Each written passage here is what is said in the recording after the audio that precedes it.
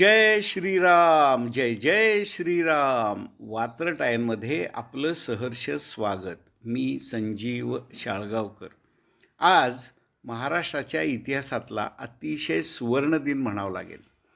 महाराष्ट्रातल्या प्रत्येक लाडक्या बहिणीच्या मनातला लाडका भाऊ देवाभाऊनं आज मुख्यमंत्रीपदाची शपथ घेतली.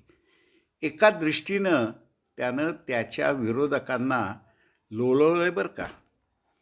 देवेंद्रजींवर, त्यांच्या देहयष्टीवर, त्यांच्या पत्नीवर अत्यंत गलिच्छ शिवराळ भाषेत विरोधी पक्षांनी अगदी विषारी हेतूनं सतत निंदानालस्ती केली.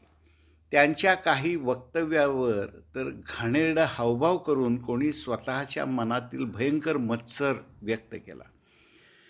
त्यांना कोणी नागपूरचा कलंक म्हटलं तर कोणी फडतूस म्हटलं. असंख्य आंदोलनं झाली. वरचेवर देवेंद्रजींचा बऱ्या वाईट शब्दात उद्धार करण्यात आला. त्यांना जातीवरनं हिणवलं गेलं, तो भाग वेगळा. हे सर्व आघात शांतपणानं सहन करत त्याच्यावर एकही प्रतिक्रिया व्यक्त न करता देवेंद्रजींनी जो असाधारण संयम दाखवला, समाजाबद्दलची उत्कट सहानुभूती दाखवली, प्रत्येक समस्येकडं ती माझ्या महाराष्ट्राची समस्या आहे या दृष्टीनं पाहिलं, त्या समस्या सोडवण्यासाठी सर्व शक्ती पणाला लावली. अवघ्या महाराष्ट्रानं हे सगळं पाहिलं. म्हणून त्यांच्या आजच्या मुख्यमंत्रीपदाच्या शपथग्रहण समारंभाला अनन्यसाधारण महत्त्व आहे बरं का. लोकसभेच्या निवडणुकीत आलेल्या अपयशाची जबाबदारी देवेंद्रनं स्वतःच्या खांद्यावर घेतली आणि आता महाराष्ट्रात मिळालेल्या ऐतिहासिक विजयाचं सारं श्रेय आपल्या पक्ष कार्यकर्त्यांना, सहकार्यांना देत आपला वाटा अत्यल्प असल्याचं सांगितलं.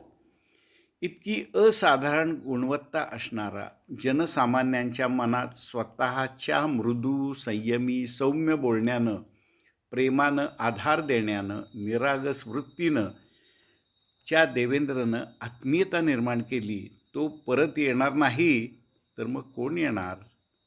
ईश्वरी न्याय असल्याचं प्रमाण आहे देवेंद्रचं परत येणं, आणि म्हटल्याप्रमाणे तो परत आला आहे. महाराष्ट्राच्या उज्ज्वल भवितव्याची हमी आहे देवेंद्रचं परत येणं. सुसंस्कृत, खरेपणावर आधारित राजकारण आणि समाजकारण याच्या प्रारंभाची नांदी आहे देवेंद्रचं परत येणं. देवेंद्रजी आणि त्यांच्यावर, या महाराष्ट्रावर, इथल्या गौरवशाली परंपरेवर, देवधर्मावर छत्रपती शिवरायांनी दाखवलेल्या शाश्वत क्रमविकासाच्या मार्गावर दृढ विश्वास ठेवणारं, त्याच्याशी सुसंगत आचार, विचार, उच्चार असणारं, आज शपथ घेणारं सरकार आपल्या महाराष्ट्राला एका वेगळ्या उंचीवर नेऊन ठेवेल यात संदेह नाही. चला तर या पार्श्वभूमीवरची आजची माझी वात्रटिका. वात्रटिकेचं शीर्षक आहे देवाभाऊचा नाद खुळा, विरोधकांचा खुळखुळा. देवाभाऊचा नाद खुळा, विरोधकांचा खुळखुळा. ऐका तर. मी पुन्हा येईन डायलॉग खरा करून दाखवला. मी पुन्हा येईन डायलॉग खरा करून दाखवला. त्रास देणाऱ्या विरोधकांचा अहंकार साफ वाकवला. देवाभाऊच्या झंझावातापुढं पाला पाचोळा उडाला. उबाठा ताई काका नाना तर शोकाकुलात बुडाला. त्याची जात काढलीत, तो अजिबात झुकला नाही. शिवीगाळ केलीत, दबावापुढं मुळीच वाकला नाही. सुसंस्कृत, संयमी इच्छाशक्तीचं फळ चाखतो आहे देवाभाऊ. सुसंस्कृत, संयमी इच्छाशक्तीचं फळ चाखतो आहे.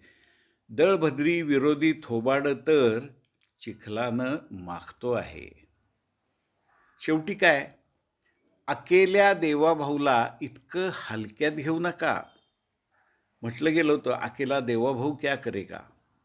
अकेल्या देवाभाऊला इतकं हलक्यात घेऊ नका.